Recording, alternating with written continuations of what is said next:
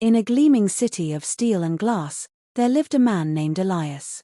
Elias was a titan of industry, a master of acquisitions. His name was synonymous with success, and his wealth was beyond calculation.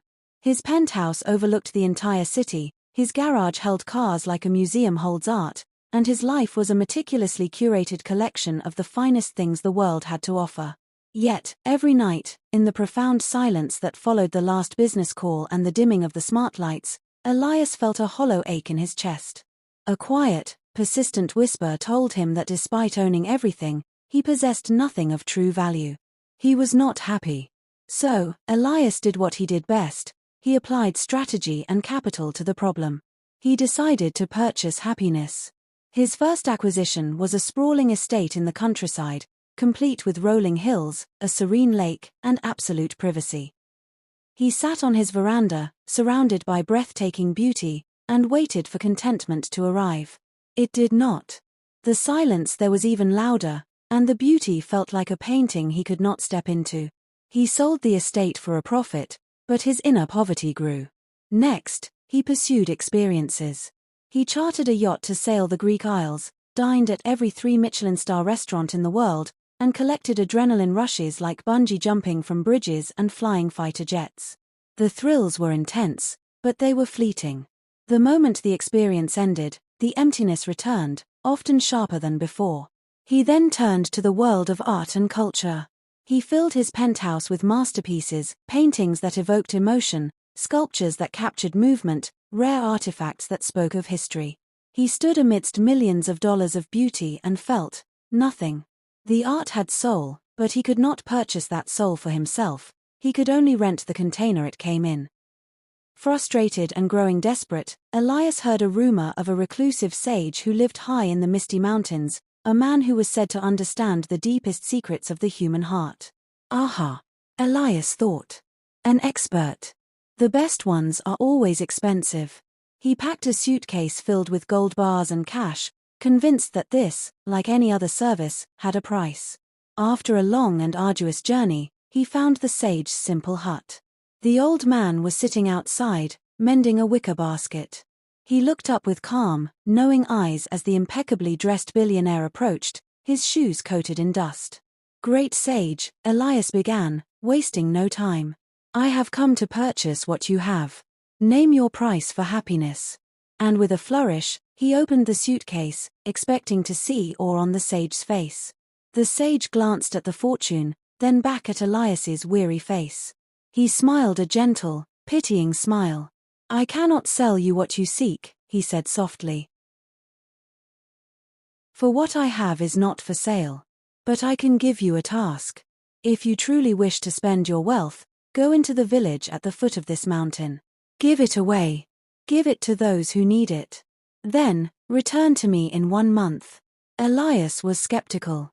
This seemed like an inefficient, scattershot approach. But he was out of ideas, and the sage's calmness was a quality he deeply envied. He agreed. The first few days in the village were transactional. He paid off debts, bought new equipment for farmers, and funded repairs to the school. People were grateful, but Elias felt like a benefactor, a corporation writing a charity check. The hollow feeling remained. Then, his money began to run out. He had given away the contents of the suitcase and had started wiring funds from his accounts. One afternoon, he saw a young girl crying because she couldn't afford a book she needed for her studies. He had no cash left on him. On an impulse, he took off his solid gold wristwatch, a symbol of his status, and traded it to the bookseller for the entire series. The girl's tearful smile of pure, unadulterated joy did something to him. It cracked a shell he didn't know he had. With his money nearly gone, he had nothing left to give but his time and his hands. He helped an old woman repair her roof. He carried water from the well for a tired mother. He sat and listened to the stories of the elderly, who had no interest in his fortune but were rich in experience. He laughed with children who didn't care what he owned, only that he would play. He stopped thinking about purchasing anything. He simply was.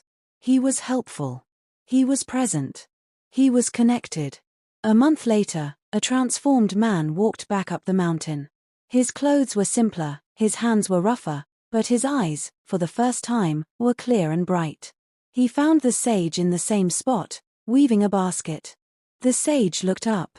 "Well, did you find what you were looking for? Do you need me to name my price now?" Elias sat down on the ground beside him, a gesture that would have been unimaginable a month before. He smiled, a genuine, peaceful smile. "I have nothing left to buy it with," he said, his voice filled with a lightness he didn't recognize. "And yet, I feel I have finally paid the price." "The price was never gold," the sage said, his hands never stopping their work. "The price was yourself. Your ego. The illusion that you were separate from others. You thought happiness was a thing to be owned. But it is a state to be lived." Elias understood. He had spent his life trying to acquire things outside himself to fix what was missing inside. True inner peace wasn't a commodity. It was the natural result of a life lived with purpose, compassion, and presence. He stayed with the sage for a few days, not to learn anything more, but simply to enjoy the quiet companionship. He had discovered that inner peace is not a destination you purchase a ticket to, but a manner of traveling through the world.